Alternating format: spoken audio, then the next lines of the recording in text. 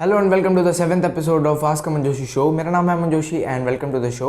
इस शो के अंदर हम बात करते हैं बिजनेस, फाइनेंस, मार्केटिंग, एंटरप्रेन्योरशिप और डिफरेंट बिजनेस रिलेटेड टॉपिक्स के ऊपर हम क्वेश्चन एंड आंसर डिस्कस करते हैं। ये क्वेश्चंस मेरी टीम सोशल मीडिया से उठाती है और उसको कॉन्टेक्चुअलाइज बनाया जाता है ताकि हम आप लोगों को ज़्यादा से ज़्यादा वैल्यू प्रोवाइड कर सकें। मैं आपको पहले ही बता दूँ, मैं कोई एक्सपर्ट नहीं हूँ, बस मेरे पास 1 साल का एक्सपीरियंस है जो मैं आप लोगों के साथ शेयर करना चाह रहा हूँ और आप लोगों को वैल्यू प्रोवाइड कराना चाह रहा हूँ। और मतलब मैं आप लोगों को एक टाइप से अपना एक्सपीरियंस के थ्रू ये बताना चाह रहा हूँ कि अगर मैं आपकी सिचुएशन में होता, अगर मैं आपकी जगह होता इस सिचुएशन में, तो मैं कैसे उससे डील करता ताकि मैं उससे सक्सेसफुली बाहर निकल सकूँ। ठीक है, तो बिना टाइम वेस्ट करे इस शो के साथ शुरू करते हैं। तो पहला क्वेश्चन के साथ शुरू करते हैं। तो पहला क्वेश्चन है, I started an online venture last year and ठीक इट है। Is doing pretty well, but I can't manage to make some savings to expand the venture.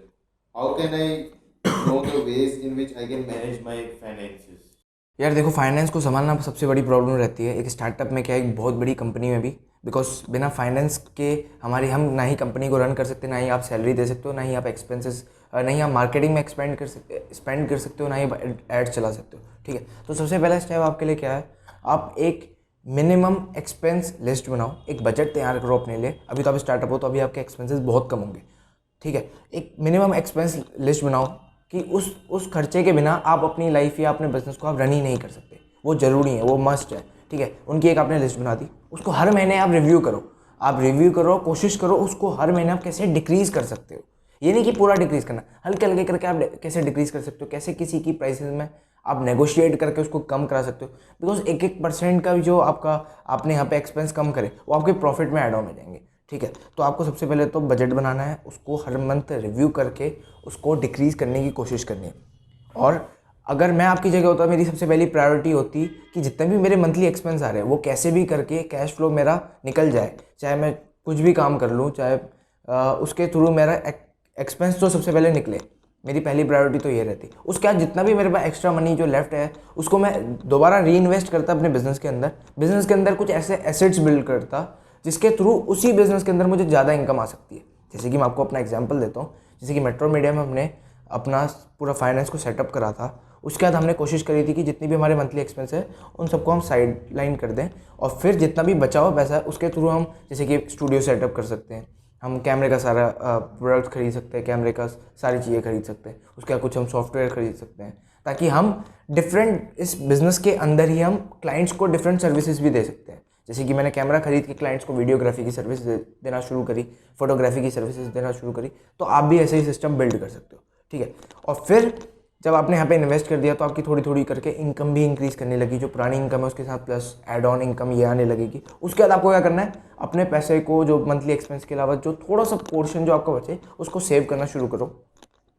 आपको सेविंग बनानी है अराउंड 12 मंथ की तो आपको रखनी है। जैसे कि आपका एक्सपेंस जो आपका मंथली एक्सपेंस है वो है अराउंड 25,000, 25 इंटू 12 ये होता है अराउंड 3 लैक्स। आपको 3 लैक्स तो साइड करने ही पड़ेंगे सबसे पहले, बिकॉज उसके बिना आप स्केल नहीं कर पाओगे अपने बिजनेस को। जैसे आपके पास 3 लाख हो गए, साइड हो गए 3 लाख, वैसे ही आप अपने बिजनेस को स्केल करना शुरू करो और बहुत अच्छे से स्केल करो। कोशिश करो स्केल जितना तेज कर सको। ठीक है, स्केल आप जितना तेज कर सकते हो उतना ज़्यादा तेज करो, बिकॉज स्पीड सबसे ज़्यादा इंपॉर्टेंट है स्टार्टअप में। और ये गलती मत करना कि स्केल करने के बाद अपनी सस्टेनेबिलिटी, अपने प्रोसेसेस आप मिस कर रहे हो, जिससे आपको बहुत ही डिफिकल्टी होगी। अपने प्रोसेसेस को वीक मत करना, बिकॉज एक प्रोसेस भी अगर टूट गया तो आपका बिजनेस वहीं पे गिर सकता है। ठीक है, तो पहले क्वेश्चन के लिए ये आंसर था मेरी तरफ से, ये मेरा ओपिनियन था इस क्वेश्चन पे, ये मेरा आंसर था। ठीक है, तो अब नेक्स्ट क्वेश्चन की तरफ आगे बढ़ते हैं। अगला क्वेश्चन है, I M 20 year old and I started a business few months ago, but now I am distracted from it and thinking of starting a new business in some other industry. Is it the right thing to do and how to overcome distracted thoughts? तो यार देखो, ये खाली आपकी problem नहीं है, ये हर बंदे की प्रॉब्लम है, हर एंटरप्रेन्योर की प्रॉब्लम है। बिकॉज हमें एक काम करने में मन नहीं लगता। सेम मेरा हाल है, मुझे भी एक काम करने में मन नहीं लगता। अगर मैं 3 महीने एक काम को कर दूं तो मेरा मन करता है कि मैं इस काम को छोड़ूं और दूसरा काम शुरू कर लूं। ठीक है, ये आपकी दिक्कत नहीं, सबकी है। लेकिन इसके ना 2 रीज़न हो सकते हैं। या तो एक रीज़न है आपके बिजनेस में बहुत ज़्यादा डिफिकल्टीज़ आ रही हैं, तब आप इससे डिस्ट्रैक्ट हो रहे हो क्योंकि आप उस डिफिकल्टीज़ को पार करके आगे नहीं बढ़ना चाह रहे, या आप बहुत ही ज़्यादा कंफर्ट जोन में हो। सबसे पहली प्रॉब्लम तो ये हो सकती है। दूसरी प्रॉब्लम ये हो सकती है, क्या पता आप मेरे टाइप के बंदे हो, क्योंकि मैं भी क्या करता हूँ, अगर मेरा कोई बिज़नेस सही भी चल रहा है ना, तब भी मेरे मन करता है कि मैं उसको छोड़ूं और दूसरा बिज़नेस शुरू कर दूं। हमने एज अ मेट्रोल मीडिया के अंदर भी हमारे साथ भी बहुत सारी डिस्ट्रैक्शन हुई। जैसे कि हमारी एजेंसी थी पहले, तो हम उसके बाद ऑनलाइन न्यूज़ वाली वेबसाइट भी बिल्ड कर रहे हैं। अभी हम ई कॉमर्स में भी जा रहे हैं, हम कोशिश कर रहे हैं जैसे कि मैं अपना पर्सनल ब्रांड बिल्ड करने की कोशिश कर रहा हूँ। तो मैं भी बहुत सारी जगह हाथ पैर मार रहा हूँ। अगर आपका बिजनेस अच्छा चल रहा है तब भी आपका सेम मन कर रहा है, तो आप इसको प्रायोरिटी दे सकते हो 80-20 की। 80% अपना पुराना एग्जिस्टिंग बिजनेस में टाइम दो, अपने एग्जिस्टिंग बिजनेस में 80% एफर्ट्स दो, लेकिन 20% आप एक्सपेरिमेंट कर सकते हो। जैसे कि कुछ नई चीज़ कर दी, जो भी आपका मन कर रहा है वो आपने कर दिया। बट एक और चीज़ आप ध्यान रखना, जो आप नया बिजनेस भी करो ना, वो सेम इंडस्ट्री में करना, ताकि आपके जो पुराने एग्जिस्टिंग प्रोडक्ट्स हैं वो उसके साथ क्रॉस लाइन हो जाए, कि आप उसके साथ क्रॉस सेल कर सकते हो, अपसेल कर सकते हो, मतलब आप उसको उसके साथ as a upsell add ons बेच सकते हो। ठीक है, तो ये कोशिश मत करना कि जैसे अगर अभी आप मार्केटिंग बिजनेस में हो, कल आपने अपनी फाइनेंस अकाउंटिंग वाली खोल रहे हो सर्विसेज, ये सारी चीज़ें मत करना। आप करो तो सेम ही इंडस्ट्री में एक्सपेंड करने की कोशिश करना। और अगर आपका बहुत ही ज़्यादा डिस्ट्रैक्शन हो रहा है, आपको बहुत ही ज़्यादा मन कर रहा है उस बिज़नेस में जाने का, तो अपने आपको एक टारगेट दे दो कि जो आप अभी बिज़नेस कर रहे हो उसके अंदर आप 1 साल के अंदर मान लो XYZ अमाउंट को आप अर्न करोगे या उतना रेवेन्यू जनरेट करोगे, उसी के बाद आप जाओगे। तो आप ना, क्योंकि आप नए काम के लिए मोटिवेटेड हो, तो आप यहाँ पे भी मोटिवेटेड होगे कि अगर मुझे नया काम करना है तो मुझे इतना रेवेन्यू चाहिए, इसलिए मैं थोड़ी मेहनत करने लग जाऊँगा और इस काम में भी हल्का हल्के आपका मन लगने लग जाएगा। ठीक है, तो मेरे हिसाब से इंडस्ट्री तो इतनी जल्दी चेंज मत करो, अपने आपको टाइम दो, 1 साल 2 साल 3 साल 5 साल, बिकॉज ये टाइम बहुत छोटा है। 3-3 महीने में लोग इंडस्ट्री बदल देते हैं, वो कोई फ़ायदेमंद नहीं है। अगर कुछ ये काम करने का मन नहीं कर रहा तो सेम इंडस्ट्री में काम करो, क्योंकि आपने इतना टाइम दिया है उस इंडस्ट्री में, तो एक बार समझो तो सही कि आपसे क्यों नहीं हुआ। एक बार अपने आपको रिव्यू कर लो, इंडस्ट्री अभी चेंज मत करो। ठीक है, सो सेकंड क्वेश्चन के लिए बस इतना ही। थर्ड क्वेश्चन की तरफ आगे बढ़ते हैं। थर्ड क्वेश्चन है, I am planning to start a fashion company. Since the first few hires are very crucial for a company, my question is how can I assure that if I am bringing the right people on board? यार आपकी बात बिल्कुल सही है। Hiring सबसे important work है और सबसे क्रिटिकल काम है। अगर आपने गलत लोग हायर कर लिए एज अ इनिशियल स्टेज में, तो आपका बिजनेस शुरू होने से पहले ख़त्म हो जाएगा। लेकिन अगर आपने सही लोगों को हायर करा है तो गारंटी वो लोग आपका बिजनेस बना देंगे। ठीक है, तो सबसे पहले अगर मैं आपको टिप्स दूं तो आपको पहले ये एनालाइज करना है कि आप सिंगल फाउंडर के साथ, मतलब एज अ सिंगल पर्सन आप कंपनी फाउंड करने वाले हो या एज अ को फाउंडर। सबसे पहली बात मेरे हिसाब से अगर आपको करना है तो को फाउंडर्स के साथ शुरू करो, बिकॉज को फाउंडर में क्या होता है ना, आप दोनों की कॉम्प्लीमेंट्री स्किल होंगी। अगर आप एक काम करोगे तो दूसरा काम संभाल लेगा और बिजनेस बैलेंस रहेगा। कोशिश ये कर सकते हो आप कि आप एक को फाउंडर ले लो। अगर आपको प्रोडक्ट की नॉलेज है, आपको कैसा कपड़ा चाहिए, सारी चीज़ें आपको नॉलेज है, तो आप प्रोडक्ट बनाओ, अच्छे प्रोडक्ट बनाओ। और एक अपना को फाउंडर रखो जो आपका एक्सटर्नल बिजनेस संभाले, आपकी मार्केटिंग संभाले, आपका रॉ मटेरियल आया नहीं आया, ऑपरेशन हुआ नहीं हुआ, मतलब जो भी एक्सटर्नल बिजनेस है वो सारा संभाल ले, और जो प्रोडक्ट का काम है आप संभाल लो। सबसे पहली बात। अब हायरिंग में आते हैं। हायरिंग में आपको रेगुलरली इंटरव्यूज़ लेने, रेगुलर इंटरव्यूज़ लो, रेगुलर लोगों को फ़ोन करो कि हाँ भाई मैंने ऐसे काम शुरू करा, ये मेरी विजन है, मैं इसको ऐसा बनाना चाहता हूँ, ऐसा बनाना चाहता हूँ। अपनी विजन, अपना मिशन लोगों को बताओ। लोग इन्फ्लुएंस होकर खुद आपको फ़ोन करेंगे क्या मैं आपके साथ काम कर सकता हूँ। ये बहुत सारे बिजनेस में होता है। ठीक है, सबसे पहली बात होगी। उसके बाद अपने कॉन्टैक्ट्स, अपनी सोशल मीडिया, हर जगह डाल दो आई एम हायरिंग या I am starting a new business, will you want to have a cup of tea with me, have a cup of coffee with me. ऐसे करके आप अपने साथ बुला सकते हो। एक उनको अपने साथ बैठाओ, उनको अपनी दिखाओ कि हम ये करने वाले हैं, हमारा मिशन ये है, हम ऐसे ग्रो करेंगे, हमारी कंपनी ऐसे बढ़ेगी।